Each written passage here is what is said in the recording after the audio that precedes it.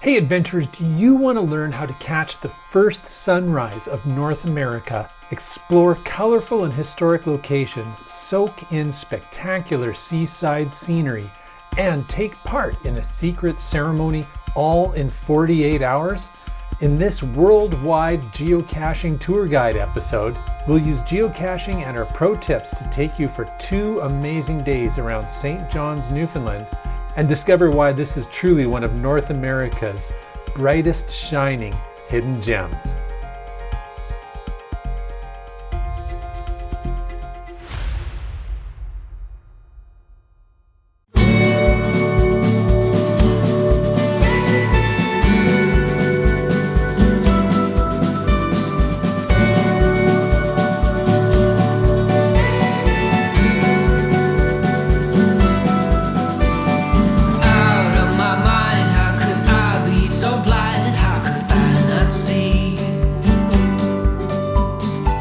Our first stop is downtown St. John's, and trust me, your eyes are in for a treat. From the moment you step into these streets, the air is just alive with history and this incredible, almost joyful energy.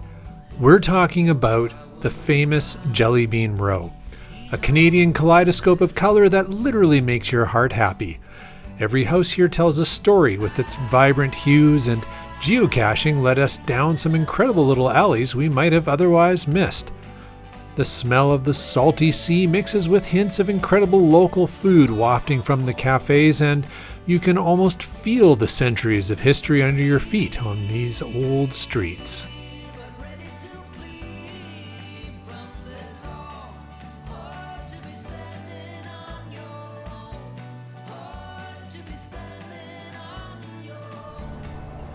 This is an absolutely devious hide. I found it just after somebody in their logs had given a hint that it was subtle enough, but when you're standing at ground zero, it makes sense. So super kudos to this cache owner, and definitely a fave. From the bustling downtown, our geocaching compass pointed us upwards to our next destination, Signal Hill. Here just outside of St. John's, we are at the famous Signal Hill. There's a whole lot of geocaches to find here, but also a lot of history to enjoy. It's an amazing location. We are just starting our hike, so I'm saying it's an amazing location before I've even checked it out. So let's see if I'm actually correct. This location, just such a short drive from downtown St. John's, just wow. The panoramic views, the narrows, the vast Atlantic, it's just incredible. You feel on top of the world, a true sentinel overlooking centuries of maritime life. We even found a challenging cache right near Cabot Tower. Talk about a rewarding find. We've enjoyed the brief hike. A little steep, but not too bad at all. And we are now up at Cabot Tower, which is the kind of the summit and the lookout point here. And as you can see, the views from here are just breathtaking. What a beautiful place. All right, well, we're going to continue on. We're going to head over to Ladies Lookout and see what we can find over there. So folks, this is the view from up here at Ladies Lookout. And now we are going to make our way down to that hillside way below us, which is where there's a trail with some earth caches and some other caches, but mostly just an amazing place here. So I was right, it is an amazing place. Let's come and visit. I would say this looks like the highest point in St. John's area.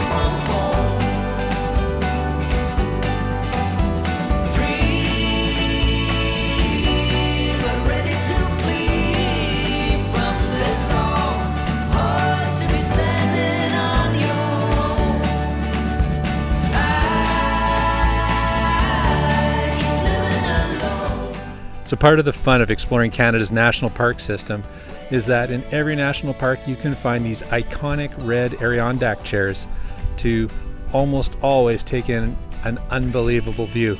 Well, if I was to use your words, it's amazing.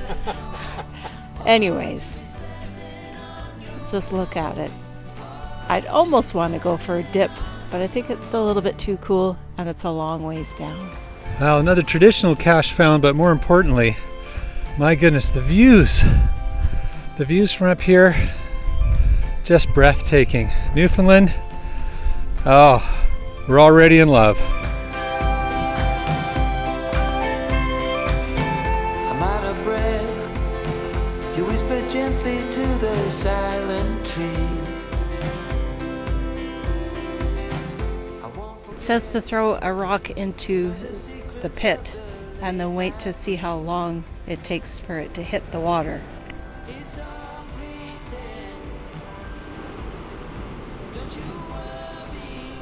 That's quite a few clunks. I don't think I heard water. I mean, I hear water down there, but I don't think I heard the rock hit water. Wow, that is quite the pit. Signal Hill isn't just a hike. It's a journey through history with a payoff that'll take your breath away. The climb itself is invigorating, the crisp ocean air filling your lungs, and the sound of the wind carries tales of battles and communication that shaped this land. And then you reach the top. Wow, the panoramic views of St. John's, the Narrows, and the vast Atlantic are just incredible. You feel on top of the world, a true sentinel overlooking centuries of maritime life. The tail end of the North Head Trail around Signal Hill brings you through the idyllic Battery Road community before you head back uphill to the Visitor Center. Well, adventurers, we hiked the loop. We've just made our way back to the parking lot and where the Visitor Center is. Definitely Signal Hill. Give yourself a half day to really enjoy it. So take the time, enjoy it. Let geocaching be your tour guide to Signal Hill. And here's one of our pro tips for you. Pack for all kinds of weather. St. John's is famous for its 4 seasons in one day. Layers, they're your best friend. A warm, waterproof jacket, comfortable hiking shoes, and maybe even a hat or gloves. Well, maybe not gloves, but in the summer, you will find that your adventures are much more enjoyable because a sudden fog or drizzle can catch you off guard. This place truly makes you appreciate the raw, powerful beauty of Newfoundland. Simply a short skip from Signal Hill, we stumbled upon a true storybook village, Quidi Vidi. Pronounced Quidi Vidi, this tiny picturesque fishing village feels like stepping back in time. The sight of those colorful fishing stages reflected in the calm waters is just postcard perfect. And nearby is Quidi Vidi Lake, home to the rowing regatta history and, of course, some geocaching. Well, it's been a bit of a blustery day. We've had some rain on and off and some wind, but you know, it's summer, it's Newfoundland, it's all good. But walking around here at Quidi Vidi Lake, one of the other things that we've found is not only are there Adventure Lab stops, there's a virtual with 3 stops, and it's all about enjoying the rower's experience. So we've just completed that virtual. Definitely well worth your time to come and try that out when you're here in St. John's, Newfoundland. Hey adventurers, so we just wrapped up an amazing first day here in St. John's and we're getting ready for the second day.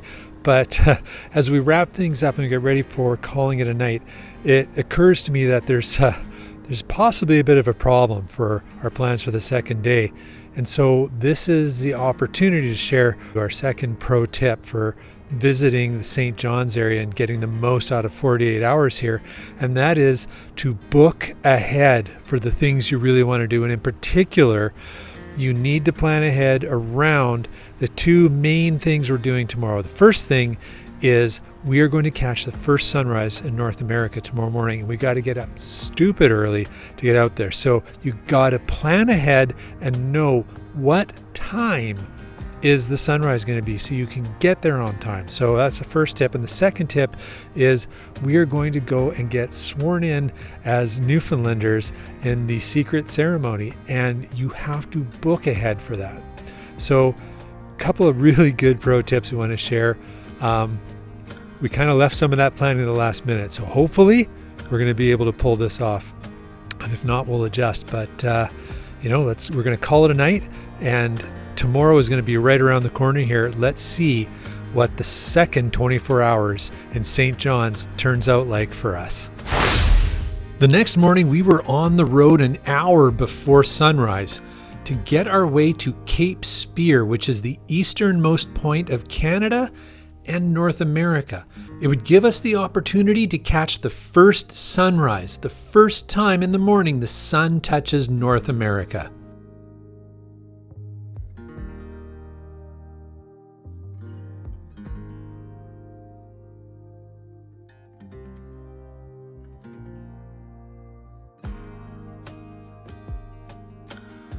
Adventurers, good morning from the easternmost point of North America. This is one of those mornings that say "this better be worth it" morning from Mrs. LANMonkey. She's not talking to me yet this morning. It's pretty early, so we got up at 4 a.m. so we could get out to Cape Spear and watch the first sunrise touch North America. Anxiously waiting for that sunrise, but you can smell the sea air.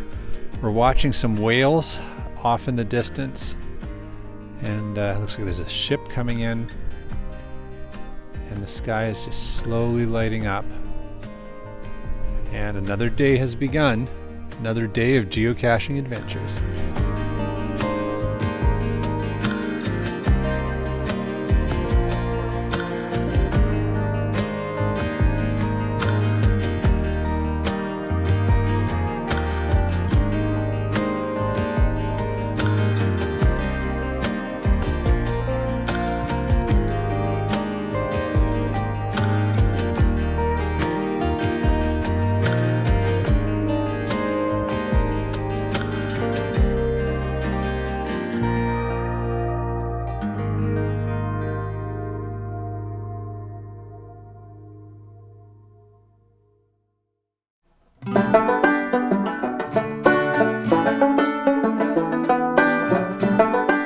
We enjoyed the sunny day walking the trails near Big Punch Bowl Pond, finding the fish geo-art, until it was just about time to head back to St. John's for our final epic adventure of this 48 hours.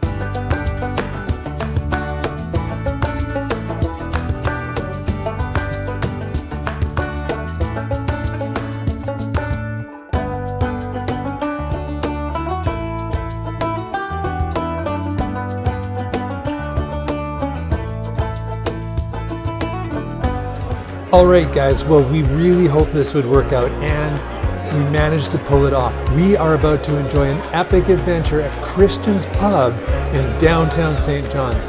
We are going to get screeched in and become official Newfoundlanders. Cheers to that adventure.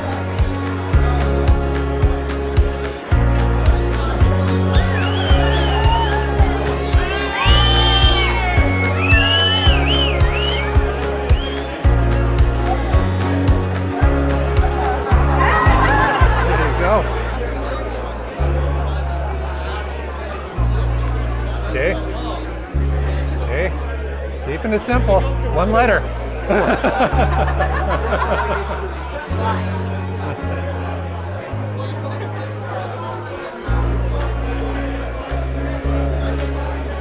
Jay.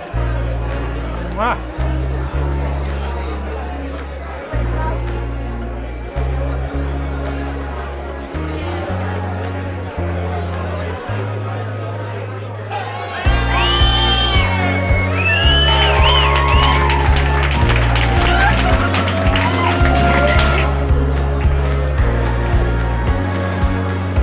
And just like that, our whirlwind 48 hours in the hidden gem that is St. John's, Newfoundland has come to an end. From geocaching along the colorful Jelly Bean Row to hiking historic Signal Hill, from catching the first light at dawn at Cape Spear to being sworn in the Screech ceremony in St. John's at Christian's Pub. This city truly captivated our sense of adventure. We hope these geocaching adventures and our pro tips inspire your next adventure. And remember, St. John's isn't just a destination, it's an experience. So plan out your trip, use the pro tips, and have an awesome time there. What was your favorite part of our St. John's adventure? Let us know in the comments below. And if you enjoyed this video, please make sure to subscribe, like, share it with your friends, and of course, consider joining our Patreon family on patreon.com/LANMonkey.